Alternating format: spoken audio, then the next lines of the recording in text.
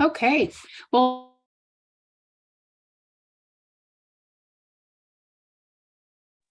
all right, here we go. Welcome everyone to the third Pre-Pets training seminar. We really appreciate everyone being here tonight.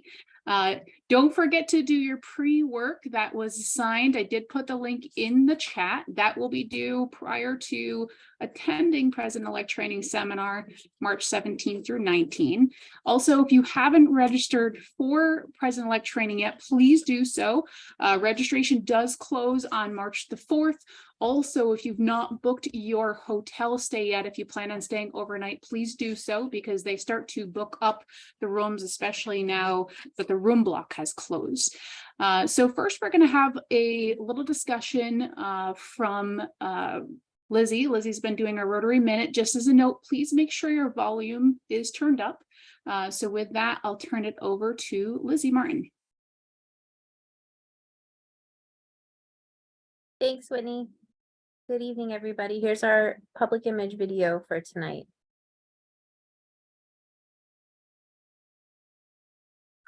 Hello again, President-elects, district leaders, and guests. I'm Lizzie Martin, District 7150 Public Image Chair and Zone 32 Assistant Public Image Coordinator, here with another little lesson.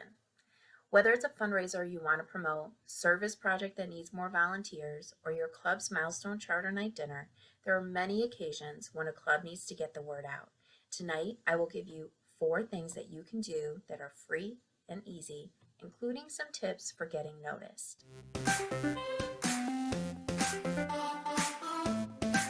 The first step is to write your story. Yes, you're holding a drive-through spaghetti dinner on Saturday from noon until gone for $10 per dinner, and it comes with a homemade brownie for dessert.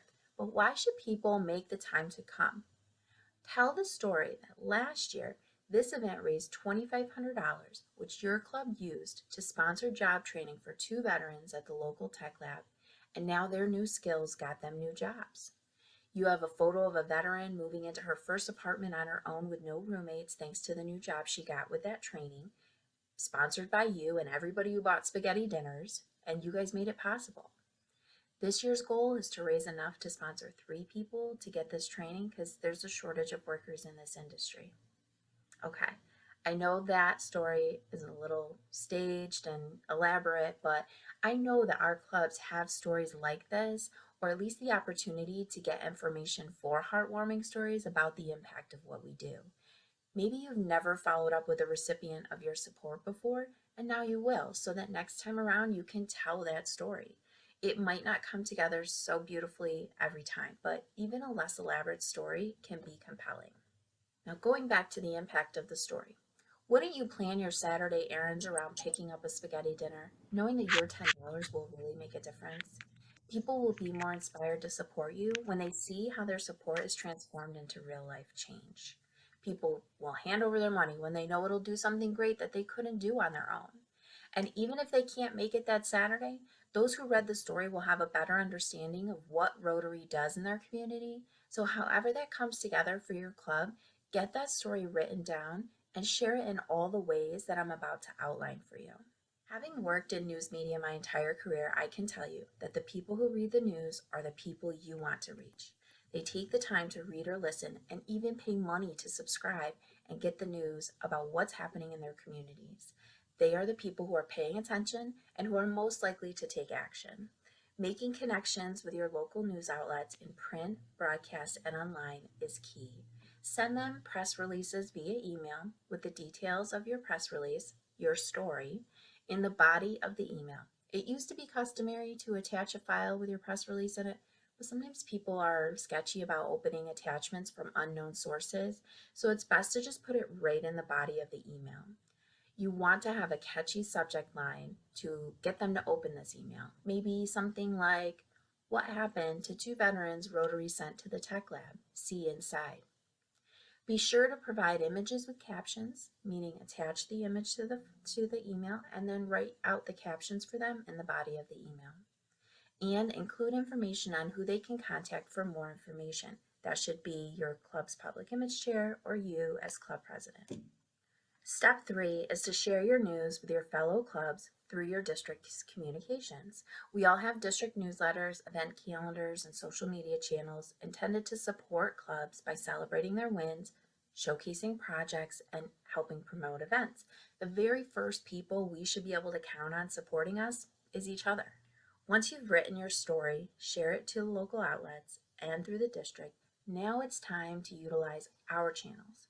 You don't get to control how your story is told in the local news. You don't get a say in how often it will be posted on your district's Facebook page, but you have full control over your own channels and should use them to your advantage. Be your own hype person. Get your story on your website, on your social channels, out to your members via email, newsletter, text, however you communicate in every form. Create a Facebook event if it's appropriate. Get your members to share your Facebook posts and further your reach. Sharing into Facebook groups is a great way to expand your reach. There are many that are tied to specific communities and allow posting about events like You Know You're From Auburn If, Oneonta New York Events, Victor and Farmington Neighbors, or Events Schenectady County, New York. Those are all real Facebook groups throughout our region.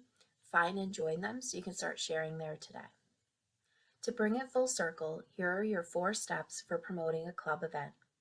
Write your story, more than just the who, what, when, and where, but the why.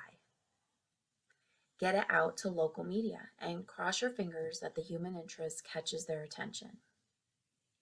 Share it with your district for support from fellow Rotarians. Maximize your club's communication channels to spread the message. All of these are monetarily free to do, but they take time. You'll need to find your email contacts for all your local media. You'll need to have follow through on all of your projects and donations moving forward so that you know what you can put in your stories, and you need to write those stories. You need someone to send that story to your district newsletter editor and post it on your website and social pages. What I'm saying here is you need to have a public image chair or team to take the lead on all of this. Be sure that they attend district training, complete the public image training module in the Learning Center, go to RLI, and know about the 4 steps that we covered here tonight. That's all for me. Enjoy your session, President-elects.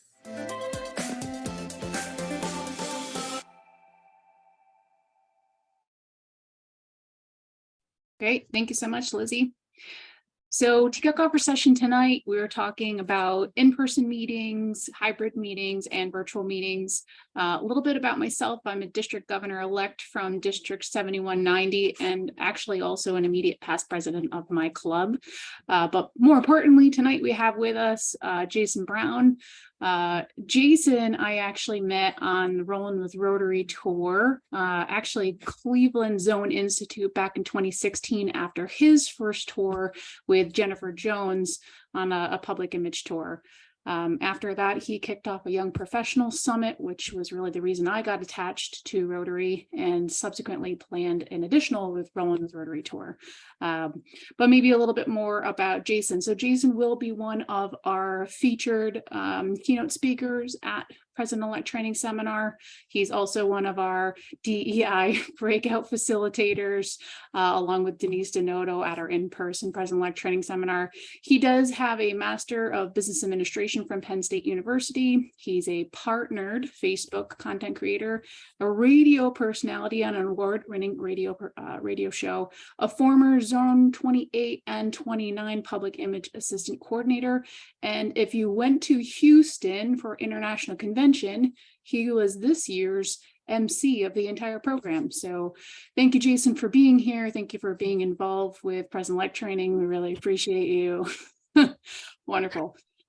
So we're going to go through a lot of information tonight. We will make all of this content available to you, as well as it will also be posted on our Rotary Empire, mdpets.org website. So maybe kicking this off just a little bit, we are going to talk again about in-person, virtual, hybrid meetings, and maybe just, some of the do's and don'ts that go along with that, as well as some suggestions for affordable technology, but focusing first on in-person meetings. So being an immediate past president of my club, I think the first thing that I would say on the other side is engagement, making sure that your club members are interested in what's happening in your meeting, making sure it's organized and that you have a flow, but not being the only person in front of the room. Please pick out other people in your club who have something to share and add to your meeting, and really focus on that content. Not having the same thing every week is extremely important. We're all about timeliness, especially here too at Empire MD Pets. We always start right at 7, we always end at 8. And just placing some emphasis on making sure you're not focusing on, religious content or maybe some, traditions the club has had for a long time that could be exclusive or could be off-putting, all things we want to keep in mind as we're, taking on the president-elect or presidential role. So I wanted to share a story to get us kicked off tonight. So, COVID was an interesting time, right? As far as trying to engage with people in a different way, and maybe just a story coming out of District 7190. We were able to start a satellite club of an existing club, more specifically the Niskayuna Rotary Club. This satellite club is very, very different than many of our existing Rotary clubs today. Satellite club because it's brand new in concept. It focuses on women's and children's causes, but they do not meet in person at all. They meet on WhatsApp every other week outside of the other weeks that are on Zoom. And these participants members are all over the world. They're in China, Pakistan, Africa, they're here in the States. They're all focusing on these women's and children's causes kind of in their own communities, and come back to the main group for inspiration and for assistance and trying to work on bigger projects. So we do potentially have a poll. Denise, is the poll working?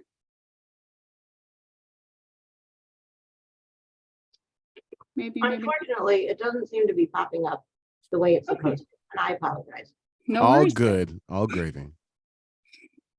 So Jason, do you want to ask the poll question, or do you want to jump in? Sure. Everybody, hi, my name is Jason Brown. I was the person that that Whitney was talking about earlier. So yeah, I'm that guy. So here's the question. As we can continue to talk about virtual meetings, and we were just talking about one club that is all virtual.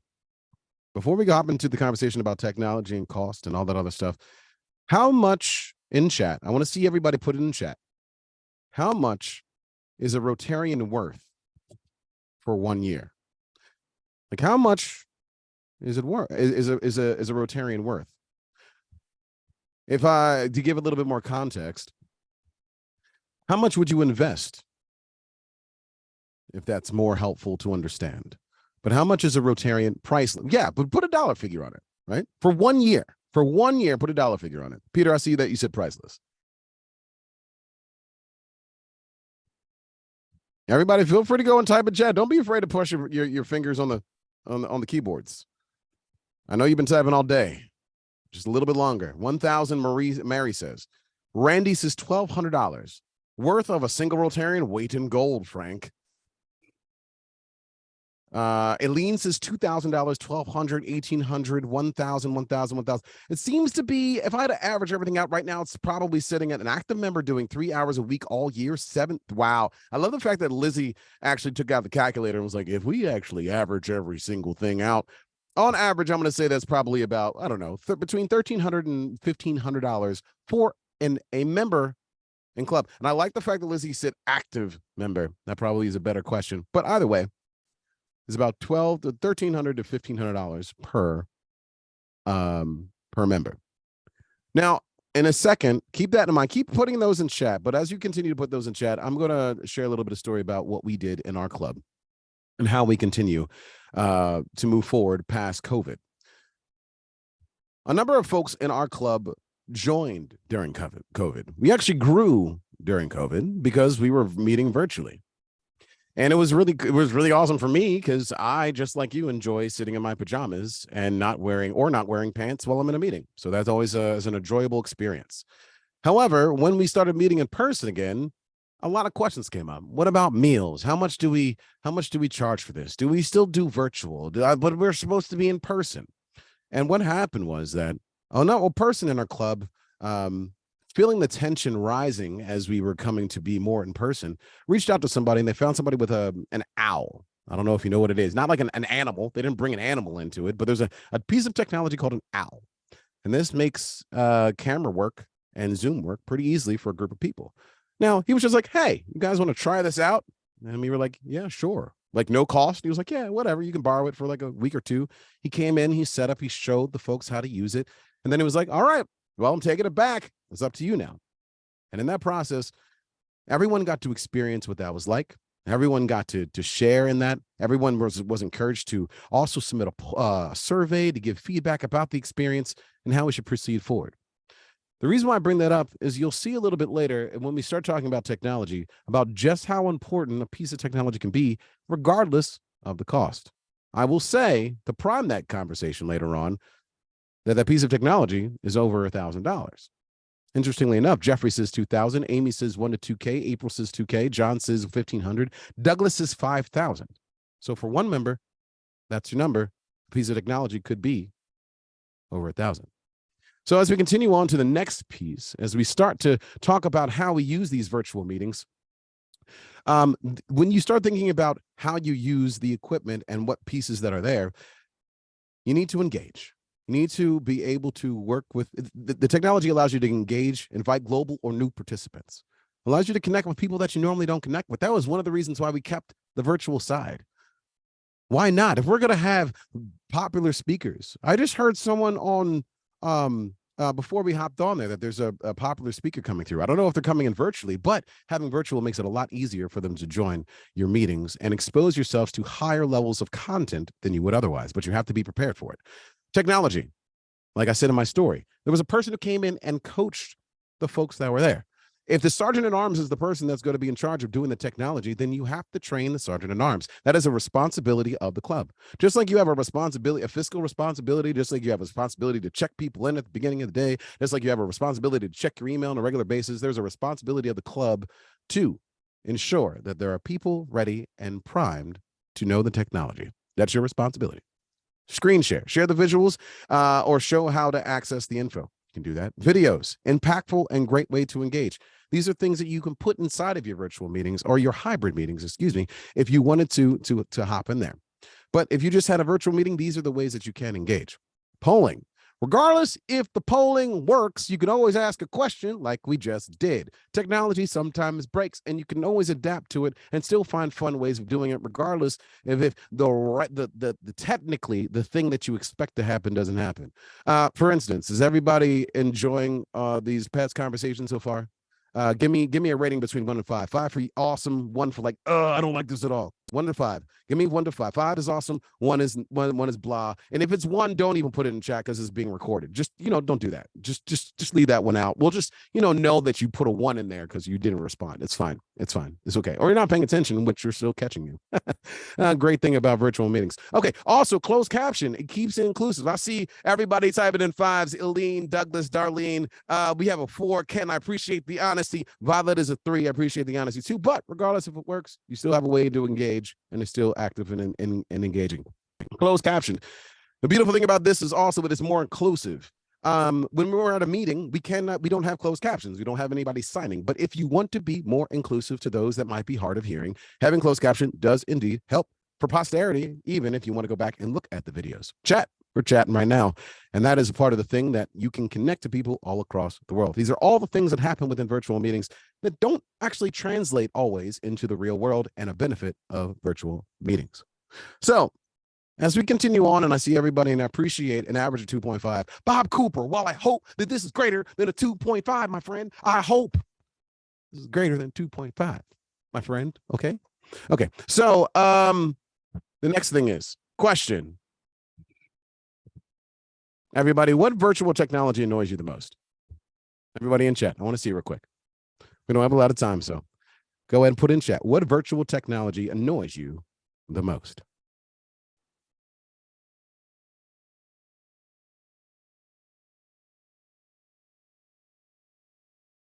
Closed captioning is so helpful. I know, right? Closed captioning is really helpful. Most meetings are just average. Bob, I'm hope. Well, if you have any questions about how to make them not average, let me know. We can chit chat. Losing my codes. Yeah, that's a problem. Poor sound for the viewers. Interesting that you say that. Interesting that you say the poor sound for the viewers, microphones, technology. That's the piece we were talking about. People talking at the same time. That is indeed something that needs to be worked on. It's just like etiquette, though, right? That is a piece of etiquette that you can learn. That is something that can be learned and coached, not necessarily a piece of technology. One that doesn't. Bob, I see you. Well, a piece of technology doesn't function. Sometimes poor audio is very popular. Sign up Genius is annoying. Using technology. My point is keep on coming with those. The point is that technology can be annoying. Let's just get that out the way. Technology can and is sometimes annoying, especially when things aren't exactly working like you want them to, but that's okay. That's all right. That is part of what happens. Sometimes your car doesn't work right, but that's okay. You still drive a car. So if sometimes the technology doesn't work right, then we have to go out of our way and step our game up and train the folks to know exactly what it is and speak up. If the audio is bad, there are certain ways to fix it. Might come with cost, but there also is value. So as we talk about that, let's lead into technology, Whitney. And why don't we talk about some of that, even though we're a little annoyed by it? Thank you, Jason. So I think as far as technology goes, trying to keep things manageable is the first part, right? We don't want to make things too overly complicated. Also, there's a lot of times we don't want to invest money into technology. So maybe starting out with Google Meet and Zoom, or on Zoom. I think we're all pretty familiar with it. I think hopefully everyone knows at this point you can use the free versions of these. If not, it's not incredibly expensive to use the paid version of at least of Zoom. I've done some of this training within District 7190. We have some small clubs that just use their cell phone for the hybrid or virtual meetings. Just having that audio and visual all in one place keeps it nice and simple. There's no guesswork as to how things are going to operate. Some other clubs maybe, use a projector or a TV as, their main source of video output. So that way in-person attendees can see what's happening on Zoom. As far as the TV, that can also operate as the sound, right? We're talking about sound quality. So the sound output, TV is a good way to do that. If not, some of our other clubs, I know John Dion's on, they use a karaoke machine or they just use another speaker. As far as that audio input, you'll see a couple of microphones here, and I'm always happy to chat with you guys either at Pets or on the side, but these two microphones, this JLab microphone is actually the microphone I use. It's an omnidirectional microphone. That is, I think it's like $30 now on Amazon, fairly inexpensive. The Snowball is a little bit more expensive, a little bit higher quality. And as far as the video input, obviously using a phone would be perfectly fine. I know a lot of our clubs in District 7190 use these wide angle webcams, which are also a lot of them under, the $50 mark. A lot of different ways you can use this technology. Jason, anything to add on any of those? There are infinite numbers of options and they're always going to change. And that's the thing that we have to, as annoying as it is, it's a reality of the situation. And like I mentioned earlier, we got an OWL. We're going to have to upgrade in 2 to 3 years. Okay. But the value that you're going to have to do your investigation, reach out to folks. If you don't know what the new tech is, you have a bunch of people here. You probably got to, if you're next to a university, I saw some people repping some university swag. If you're next to a university, there's a bunch of really smart kids that know some tech. There are people that know, and if you were thinking about this like your business, you would find somebody who knows the tech. Use your resources. If you don't know, reach out. And if you have to do a little bit of research to retain that those 1 or 2 members, think about if the value is worth it. And most likely 9 times out of 10, at the end of the day, the value and the time is going to be worth it. Wonderful. So Jason, you want to talk a little bit about hybrid meetings? Sure. Let me scroll down a bit. All right. So let's see. Hybrid meetings, how to make them successful. Sure. So one of the things is that you have to deliberately connect the two audiences. That's the hard part, right? We're used to sitting in a room and saying to ourselves, "Oh, I'm talking to you. I'm just, I'm sitting here. I'm in the front of a microphone and I'm in front of a podium. I'm talking directly to you. That's all I have to worry about." And then you're like, "Oh, let's add a hybrid meeting." And then you set up a little tiny laptop in the corner of the room back over there because that's where the power is. And there's no extra microphone or speakers. But you're like, "I set up Zoom." Yay! You set up Zoom. You're in a hybrid meeting. No, you're not. You just turned on Zoom. Congratulations. But to be effective with your hybrid meetings, what you should do is think about these audiences as two separate audiences participating in the same meeting. Think about the quality of the experience of the person that is in the Zoom meeting or whatever meeting technology you choose to use, and the people that are in the room. Going back to my Al example, there are speakers in the room that allow for the folks and we tested this out in the middle of the meeting. We're like, "Hey, can you guys hear us?" We're like, "Yes, we can hear you. Great. Sounds wonderful. All right, fantastic." There's speakers, there's a camera, there's microphones, audio travels both ways. We even changed up the way we have meeting. Does anybody in chat? Let me know if anybody in chat. Give me like a shout out yes in chat if you have. Does anybody do like a happy buck? Like you share something positive? Anybody do like a happy buck in chat in your meetings? Yep, Amy. Yep, Burns. Here's an example of a thing we had to change as a result of this. Instead of people standing up where they are and handing off the dollars, yes, we do happy dollars always, Peter says. What they do now, and I actually like it as part of a person in the meeting, they come to the front of the room and they hand it off because the microphone is near the front of the room.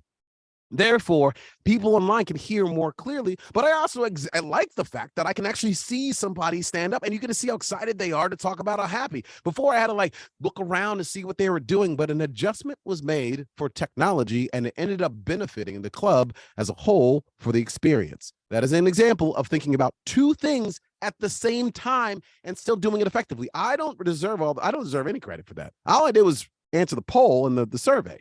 But the leadership was able to figure it out, and so can you. Create a space for virtual participants to add to the conversation. There is a person monitoring, in our example, the chat. If somebody has something and they don't want to say it out loud, somebody actually be like, "Hey, Sarah, Peter Williams said happy dollars always, not maybe, sometimes, always." And, everybody be like, "Okay, cool, thanks." And maybe there's moments in time in your meetings in which you allow those conversations to happen. But there is a space for virtual participants, not just adding them on.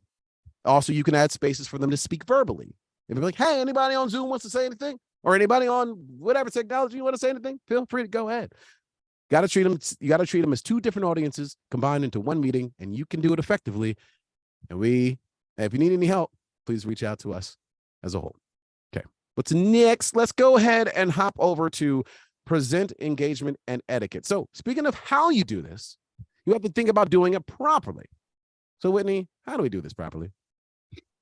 Thanks, Jason. So I think, just keeping some of these main things in mind, and I think a lot of us have learned these things throughout the pandemic, right? But there are a lot of things that going back to in person, just keeping in mind, trying to make sure for anyone who is in the audience who, doesn't have the ability to read smaller font, making sure that we have a large font option, making sure that if you have someone who's presenting in person and they want to hand out flyers, that you also have that same content to be able to give to virtual attendees. Again, just making sure that there's equity across the board, that no one's feeling excluded from the content, just makes everyone feel like they're part of the same meeting. And actually, a number of people have put in the chat about the audio.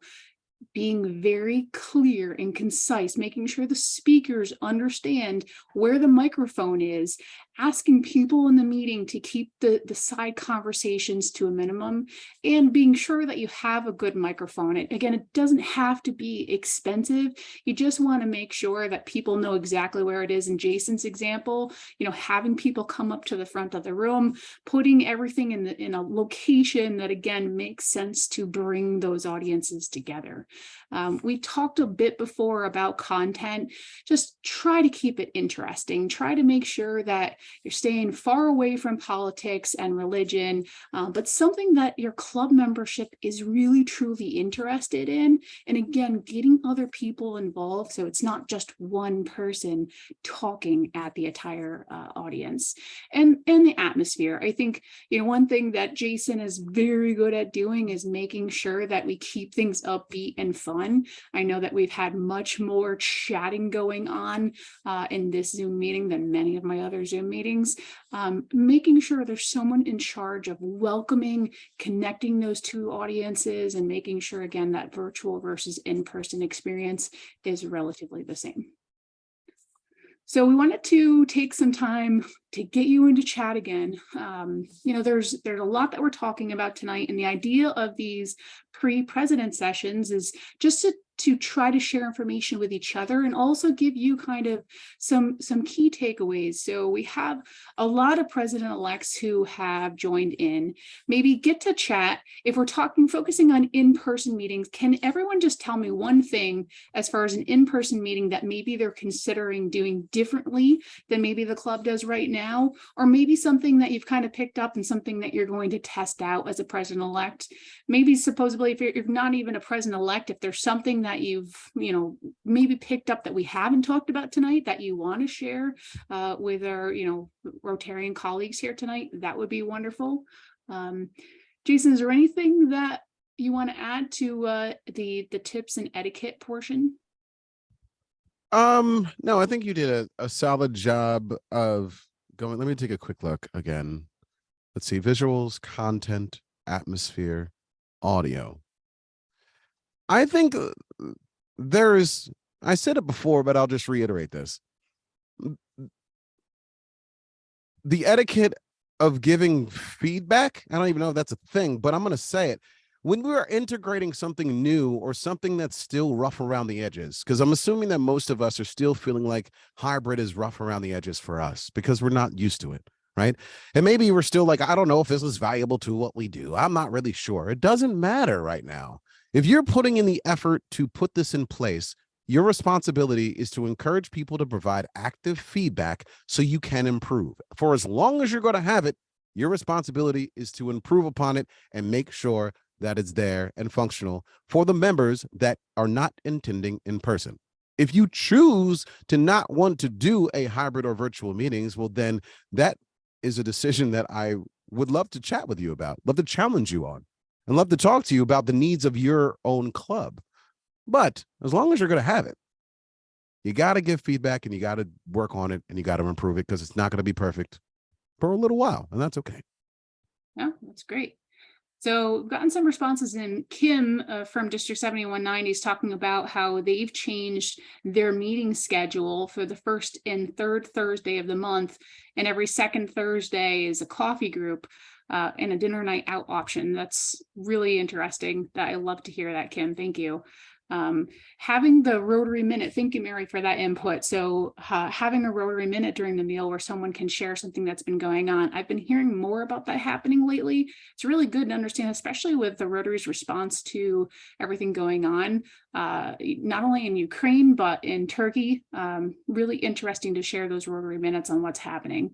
The TV screen is part of the table circle, so no one has to turn around. I just went to a meeting the other day that was part of it. It was like everyone on Zoom had their own seat at the table. It was really kind of a cool concept. So thanks for that. That's dope. That's cool.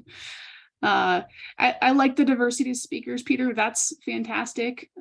So there's a lot coming in here. I think, definitely keep sharing while everyone is still sharing that. If you could maybe also just add here, to where we're talking more in person, but what maybe are those virtual things So, are there pieces of technology that you're using that we haven't discussed tonight? Are there, like, some of the options or some of the examples coming in the chat? Are there things that you are trying out or that you have tried and have worked? Or again, things that maybe we've talked about tonight that, really kind of struck a chord and are, something that you might try out, maybe in a full virtual or in a hybrid setting. Jason, I'll put you on the spot. Is there any of these that are kind of sticking out to you that have kind of caught your interest? I think from my recent experience, I believe that hybrid is, I'll put it this way. I honestly did not think hybrid was that big of a deal. A year ago, I was like, fine, whatever. If it's there, it's not. I really do think that there is value there. When there were members in our own club that said, hey, if there's not a virtual option, I don't know if I'm going to stay in the club. And then we really thought about how to make that experience valuable. It changed my mind about the importance for both sides, the effort that the club put in to make it work, and also the decisiveness of the individuals that were like, I don't really want to be in person. I am happily active on Zoom and will participate with community service when I can. So when it comes to technology, the piece that I'm taking away from the hybrid is it must be thought of two separate audiences, and you have to improve that over time. You're not going to get it right. You're not going to get the right tech. If you got to stick a microphone in front of a speaker for right now to make it work, fine. But this is probably part of my sum up, but I'll just say it now. This goes back to our original question. What is the value of a single member for 1 year? If you are able to retain a single member for 1 year because you have quality tech, then spend and the cost is less than that number you have in your head. Spend the money. I don't care if you get a consultant. I don't care if you buy a whole, monitors for every table. Whatever you value those members as, it is your responsibility to improve. So if you're annoyed at something, fix it. Great point. So there are definitely some really interesting points coming through. I hope everyone's making a note of some of these things. Randy Wilson made a note about a member of theirs that actually lives in Austria 6 hours later. It must be a time zone thing.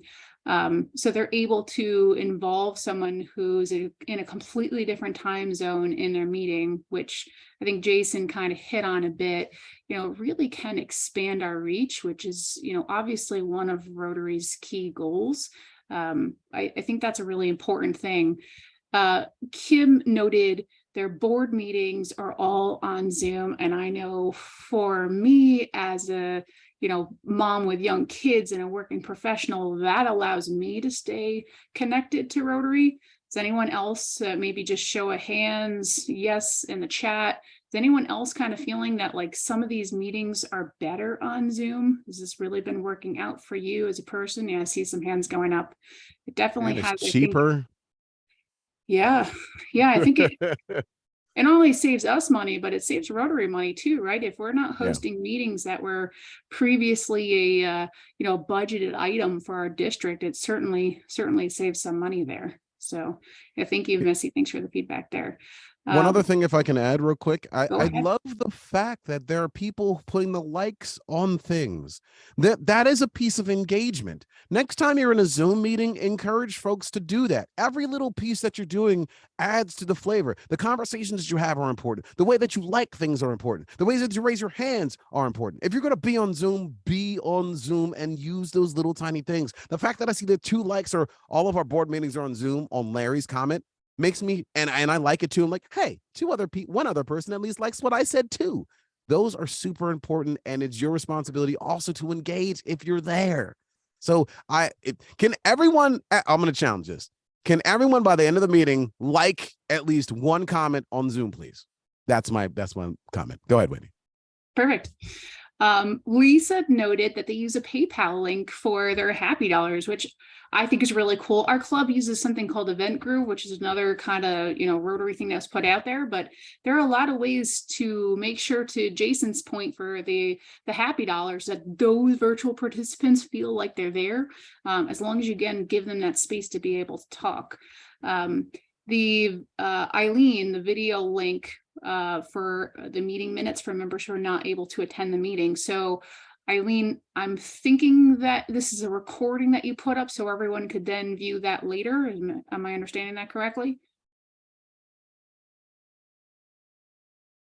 And then Peter made a mention, and Peter, I'm totally understanding this, so that the club is really against Zoom. They think that it's not helping the relationship, but that it's Zoom could definitely help with connecting more people. It's just a question of technology and using things correctly. Totally understand that. I think, Peter, you and I can definitely have some more conversation there. I think it's a powerful tool, right? Not everyone's necessarily on board, but we hate to go backwards and not use these things. So I think it's an evolving conversation we really just have to have with each other. Right. So I'm doing a lot of talking out loud. Go ahead, Jason. I will add, and this is just true about almost anything within Rotary. I'm going to say this out loud, and maybe you don't want me to say this with me. I'm going to say that virtual technologies and Zoom is not necessarily suited for every single club. I'm not going to say that needs to happen for every single club. I'm just going to say 99% of you out there are going to benefit from it. And I think it's a conversation to really have about the value of time and money, not frustration, time and money and benefit to Rotary, not your frustration, that we're talking about here. And that really is what it comes down to. If your club dynamic is losing people as a result of having this, one, I would say you can probably do it better. But even if you are doing it the best way possible and you're still losing folks or losing interest, well, maybe that's not for you. But I do encourage you to have a conversation with Whitney and other folks on these teams, because you might be missing something. And that's probably the case. Okay, so at this point in the meeting, we do usually like to move into Q&A. There's been a lot added here. I do want to really kind of open this up in case there's anything that I've missed. Wendy, is there anything that's coming through Q&A that you've written down?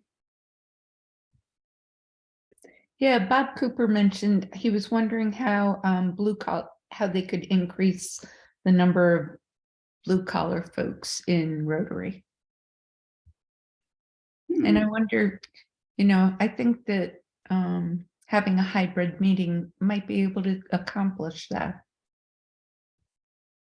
Yeah, I see Jason pondering over there. So I was just gonna give him a moment just to kind of work through it. He's got to change the angles a couple times. Yeah, just bounce back and forth just to delay my thought process here. I don't know if I will ask you this counter question.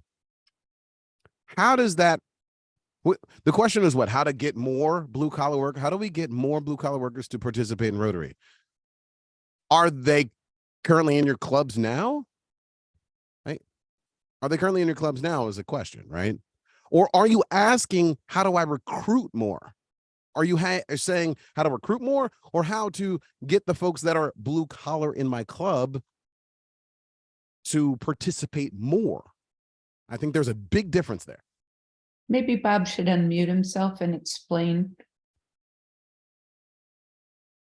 Hi, thank you. I've been in 2 different clubs here locally in central New York, and there are no blue collar individuals. Those individuals that are in the field. The first comment that I heard this evening, or one of the first comments, was something to do with, we've been on the keyboard all day. I know you're tired. That's true. All of you have been on the keyboard or similar, more than likely, because I find no individuals that in either of the clubs that were ever blue collar individuals themselves And I just think that we're missing a lot of potential. Those guys are workers. Those guys know how to get things done when you have events, etc. And I just don't see it. So I'm just wondering if anything anybody else has done to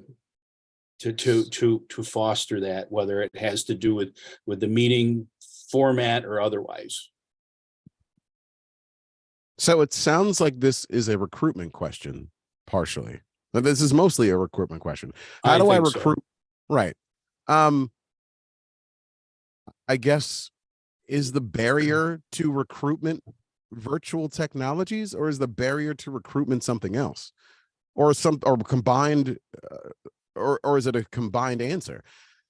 I don't think that inherently having virtual technologies instantly allows more blue collar workers to join or participate in your club from a recruitment tactic. That doesn't seem, it could, but it's not necessarily a given. So what I would say is I would challenge your recruitment tactics to blue collar workers first. And then I would say maybe as a result of analyzing that, having virtual options could be a solution. So I would challenge, what are your blue collar? You don't have the answer now, but that's where I would go with my answer first. My answer might be a bit more simple. I would just say offer beer. So Whitney, there was another question. Somebody asked if we could recommend a good budget microphone. So my first suggestion would probably be the JLab microphone, just because I'm partial. I have bias there. I've been using it for a few years. I've had a couple of them now. I will definitely have some tech with me in person for those who are coming to President-elect Training Seminar. Happy to kind of show you, tell you where to buy them. Outside of that, there are a lot of other, one-way or omnidirectional microphones. Jason, any suggestions there?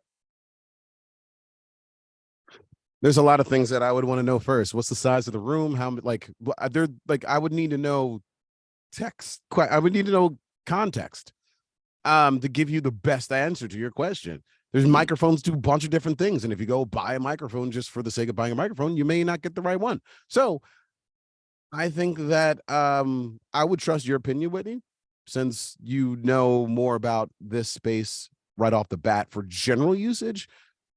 But if not, I would say just spend a little bit of research and then come back with your room size and a lot of other things before I answer that question. I know that doesn't give you an answer, but it does, because it takes research to do it correctly.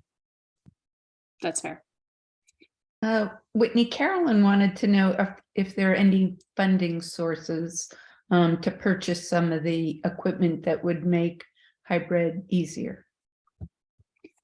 Funding sources, is that the question? Mm-hmm.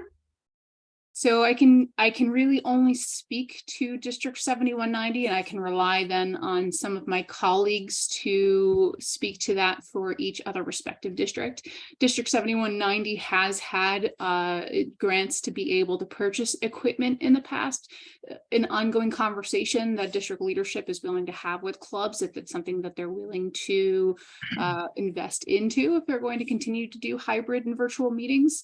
I mean, as far as the other districts, Elise, Wendy, maybe Ralph can speak to 7120 since Julie's not here. Are there any other district level grants or anything that they could rely on in each of your districts? If I can go, I'll go ahead. You could apply for a district designated grant. The trouble is when you've got clubs all trying to get that DDF dollars, and you have somebody that wants to do something that's going to affect a lot of people doing good, and somebody else wants a grant to enhance their club meeting, I don't think they're going to get very much from DDF. That really is going to be a club responsibility to invest in themselves. And that's what it is. It's an investment in themselves. They should take a look, do a fundraiser, and invest in themselves, because that's going to help them immeasurably going forward. Elise, do you want to speak to 7150 and then we'll go to Wendy? I don't know specifically, 7150 is any different, but I would say just to make sure that things are fair to all, if you do a fundraiser specifically for that, that's one thing, but if you do fundraising and you advertise it's for other causes in your community, that you wouldn't want to use those funds for your club itself. You know, if you're fundraising for the local food bank or something, that money has to go to whatever you were fundraising for. Mm. Wendy, how about for 7170? Well, I kind of agree with Elise and Ralph. I don't think that DDF is where you'd get your funds from. And I think either the club has to, either the members chip in a certain amount, or you have to do a specific fundraiser. Although it makes me wonder, like, how well would the community support a fundraiser so that we can have good equipment at our meetings? You know. Well, and we'll tie that back to the polling that turned into a chat question that Jason was asking is, you know, how much is one club member worth? And if there's the potential for you to gain or retain even one club member, to Lizzie's point, active club member maybe is, you know, some a way we could refine that. But if that's worth $1,000 right there, and you're spending maybe, you know, $100, $150 on technology, is it not worth it? I guess it's just, you know, getting the club to also support that. A lot of what we talked about here, you can do, you know, for $200 or less. Were there other questions in the chat, Wendy? I know there was a lot. I was trying to keep up with it. There was so much going on there. So Bob actually says you really need a mentor. Oh, I missed it scrolled up, but you really need a mentor to avoid spending time and money that don't add to your experience. Finding that person has not always been easy. Bob, that is a great point. And it's interesting. There's a lot of really smart people on this call. So if you ever need anything for your club, and the resource, and you have a question, please reach out to these folks, man, because that is super important. And if you can find a mentor, somebody locally, like we did in our club, we had somebody at the university that said, hey, I am experienced with this, come share with me. And if I would challenge you to go find somebody who knows this kind of stuff. Somebody in your area has a conference room and they know that technology. Go talk to them. Maybe they'll join your club. Heck, I don't know. But the thing is that you got to ask those kind of questions in order to get people in the room. But you make a very valid point. Find a mentor, find a coach. Don't go necessarily and buy all the high-tech equipment or whatever you see and just be like, I'm going to go buy this thing because it looks like it's shiny. Who knows if it's going to work? Just find somebody to help you out. Great point. Yeah, in District 7190, we have a president-elect coming in, John Dion, who's a professor at one of our colleges, who this is something that he does all the time. So not that he probably wants to field everyone's calls, but he has relevant experience. Were there any other questions that came up that someone put in that did not get answered, or maybe you have a question now that you want to talk about with the group just in the final 7 minutes of this meeting? I just want to make note that Lisa mentioned that RI was offering a 20% discount on paid Zoom subscriptions. Not sure if that's still available, but they're still receiving their discount. Whitney, Russ had put in what percentage of your club would attend virtual, and I really would like to address that. It doesn't really, it's not a percentage. Again, if we look at a value of a Rotarian, and if you only have one Rotarian that wants to join you virtually, isn't it worth it to keep that person engaged? It's a question of engagement, not a question of percentage of people, how many members are going to benefit by it. It's a question of engagement and keeping them active. Great point. Maybe just to share oops, sorry, Eileen, just share a quick story. So in our club, we had a past district governor who had been quiet the entire time I've been in Rotary. Throughout the pandemic, became re-engaged and is now actually coming back to in-person meetings. So I think to Ralph's point, it really is not just about percentage. It is about, who is it going to work for? Eileen, go ahead, and then we'll go to Denise. I found in the Auburn Club, once we started meeting back in person after COVID started subsiding, we kept the Zoom because we found that there were a lot of people who worked in our offices that couldn't leave the office for an hour, but could log in from Zoom. And we've retained a number of members because of it. So it's really helped the club a lot. And they're also they're very active members. They want to be involved, but they can't leave the office for an hour and a half. So it's Mhm. been a big help. That's great. Go right What ahead, about- Denise. So I also wanted to say, we're talking about engagement. Some of you may not know that I use a wheelchair for mobility and have for all of my life. And when I was club president, in the January that I was a president-elect, I broke my femur and had to stay in the hospital for a month. And because trainings were not offered virtually, I was not able to engage in MD Pets before I became a club president. Now these trainings are held virtually before they're held in person.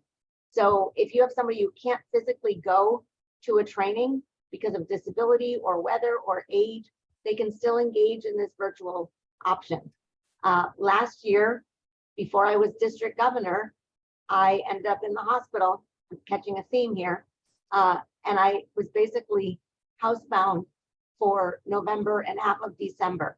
And I don't know if you know about being district governor, but it's very busy and you need to be engaged in a lot of things. And if we had not had so many virtual options, I would not be district governor today. The only reason I am able to be district governor is because I can do so much remotely and virtually.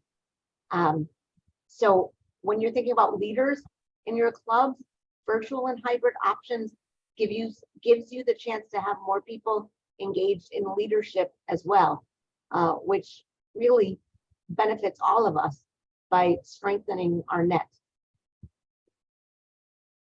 Thank you, Denise. So Matt, if I could call on you for a moment, you put a note into the chat just about those not joining yet. Could you just clarify what you meant by that? Oh, yeah, thanks. So just in terms of recruitment, I think a lot about younger working professionals because that's how I view myself. And so when I'm looking at my peers and who do I recruit, half of them only get 30 minutes for a lunch break and our meetings are at noon, but they could join for the majority of a meeting on Zoom. They just can't waste the time to travel to the meeting location and join us in person. That doesn't mean that they're not joining us for community programming and volunteer activities and things like that. They are active. It's just a matter of the meetings. And for me and what I think, my club focuses on, Rotary isn't just about the meetings. It's about the work that we do in the communities. So when we think about that, there can be some great members that we have yet to recruit, but haven't yet joined because they are afraid that they're not ever going to make the meetings and they're going to feel disconnected from the club. Thank you, Matt. A really valuable point. I know Jason made a comment. There's a lot of great comments here. I think back to the comment about, blue collar workers, it's a double-edged sword, right? If you have everything on Zoom, we start to lose some of our fellowship, but if we don't have Zoom options, we start to lose the ability to get some people at all. So I think, if you could try to bring some of these points into your club, try to consider these in, perhaps other ways that might, be helpful to the club. Not always that it's a negative thing, but there are pros and cons, just like with anything. I think we'll have, some more discussion about this throughout our sessions at PETS. So if you are not signed up yet to be at PETS, even if your president-elect is already signed up, and Ralph can correct me if I'm wrong, I believe the registration is $135. If you also wanted to come, you're not a president-elect, you've been a president before, you are certainly welcome to come as well. Each club pays for the one registration, but multiple people certainly could come. So that way we can all kind of share this information together and help grow Rotary in our area. Jason, was there any other closing remarks that you'd like to make? No, I'm just really excited about how many comments are in chat. Please keep this energy going. Continue with this energy as y'all move forward into presidenthoodship, whatever the proper word is. Enjoy. And if you have questions, Bob Cooper or anyone else, I can be a resource if you need something. So just keep that in mind. Thank you, everybody, for your time and your patience and your ears. Hey, Whitney, there was one more question. Is PETS going to be a hybrid? So as of right now, we do not have PET set up as a hybrid. We are going to record a number of our sessions. We can talk more about that if there's extenuating circumstances. We'll communicate more to you if we're able to make it hybrid. As far as this session and all of the other pre-PET sessions, these are to be posted right on www.empire MD. Rotary Empire MDPets.org. Sorry about that. So please follow those there. There is a Facebook page that you can follow as well. And again, please feel free to reach out to your district leadership for any other questions. So with that, we try to keep everything on time, 8:01. Sorry about the additional minute, but thank you again very much, everyone, for attending tonight. We really appreciate your time and attention. I hope everyone has a great night. It was worth the extra minute. Thank you. Perfect. Thank you, Whitney and Jason. Great session tonight. Thank you.